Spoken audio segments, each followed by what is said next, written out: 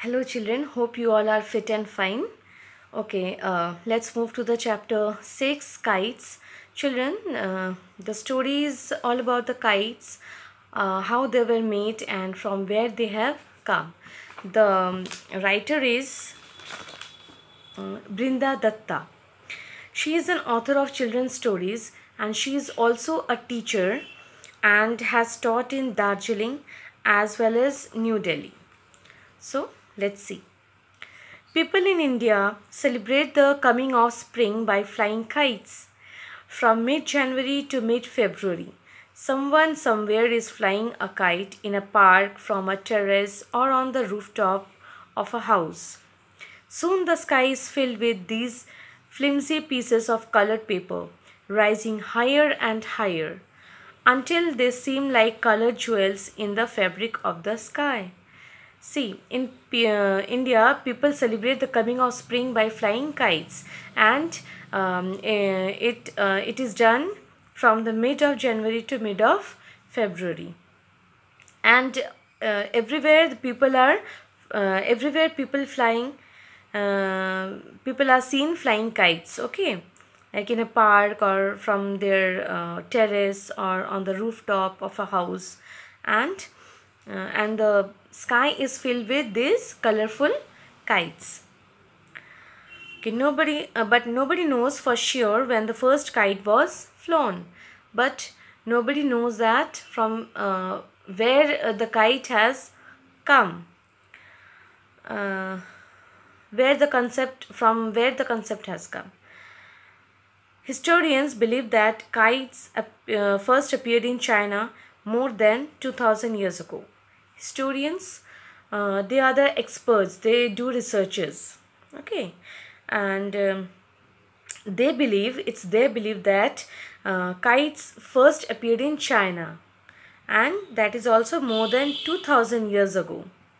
A popular Chinese legend, it's a story, historical but not authenticated. Like nobody knows anything about it, but it's a story. It says that a poor farmer tied a string to his hat to keep it from blowing away on a windy day. But the wind was so strong that his hat flew up and he tried to save it by holding onto the string. Imagine his wonder when he saw the hat sail with the wind, moving gracefully this way and that, and thus was born the first kite. See, according to a Chinese legend, there was a poor farmer. There was a poor farmer who tied a sting. Sting means a thread to his hat to keep it from blowing. He was working on the field, so he tied his hat with a sting so that it could not blow away with the wind.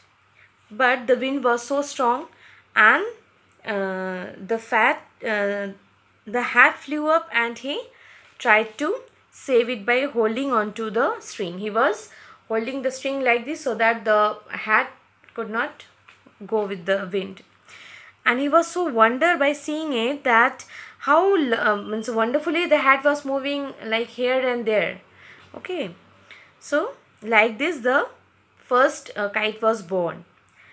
After that,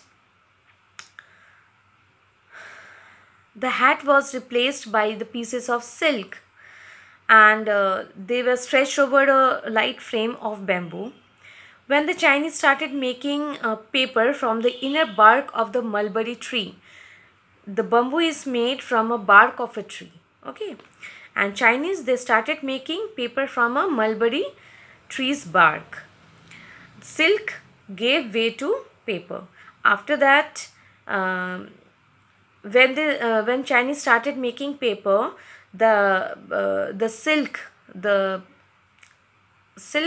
cloth, it was replaced by the paper, and the kite, as we now know, it came into being. So the silk was replaced by the paper, and the presently how we know the kite, like we can see the kites, they are came into being. Kite flying spread from China across Asia to India, brought by travelers and traders. Marco Polo, the famous explorer, took it to Europe in the 13th century. Now, kite flying is spread from China across Asia to India, and it was brought up by some travelers or traders who always used to travel from one country to another.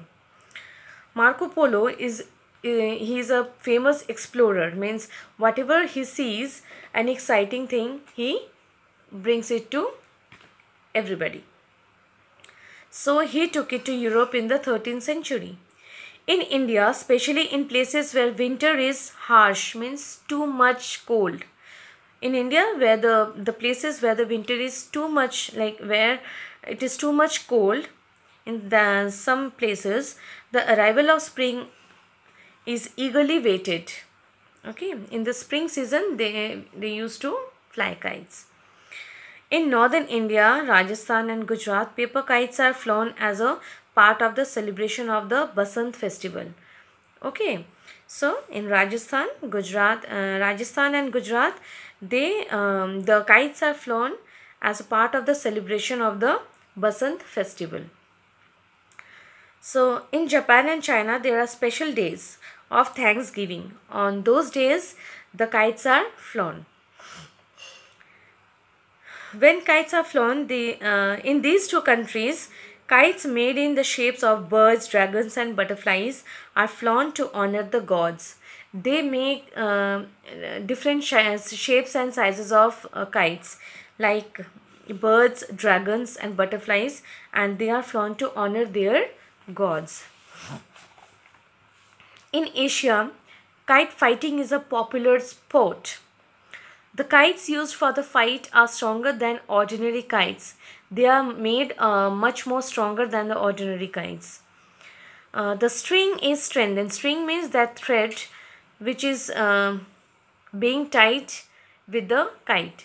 It is strengthened with a coating of a secret paste made of some sticky substance, means glue, such as cooked rice or raw eggs, okay, and gum, to which is added finely powdered glass.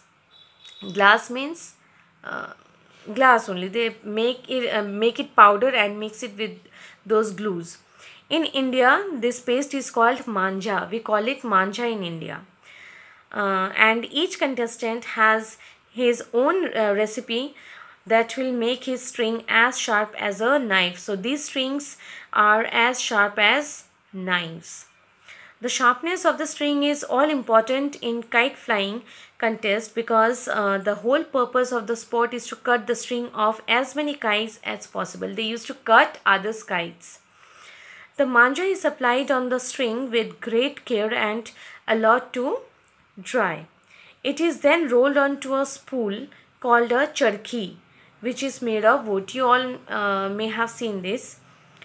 Fighter kites come in different sizes, shapes and names. Now this fighter kite, they come in different shapes, sizes and names. They used to name it also. In India and Pakistan, there is the gudda or male kites, which is heavier and larger than the female kite called guddi. So gudda is a male kite which is heavier than the female kite, that is guddi. In Thailand, the male is called chula and the female is called pakpao. See, there are different names in different countries.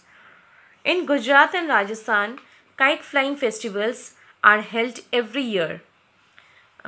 Enthusiasts from all over the world participate in the competition and share stories about the magic of flying kites. Enthusiast means those who are interested in kite flying. They used to participate in these sports every year. And you can see kites of the most amazing designs, and there they used to make different shapes and sizes of kites. It has been recorded that on one such occasion in Ahmedabad, 10,000 kites were airborne. Airborne means flying up in the sky. This only goes to show that Kite flying is a passion shared by the young and the old, the rich and the poor. Like, see, it is a passion of everybody's. Okay, maybe the people who is flying the kite, maybe he is young or old or rich or poor. It is everybody's passion. Human beings have always dreamt of flying. Sometimes it happens now, we feel like if we could fly like a bird. So, the humble kite made of paper and thin stripes of bamboo held by a string makes this dream come true. So, through this kite flying, we can fulfill our dreams. We can imagine that we are flying in the sky. So this is all about the story, children. I want all of you to go through it, and if you have any difficulty in understanding the story, you can call me up or you can message me also. Question answer also I will be giving you. Goodbye. Take care.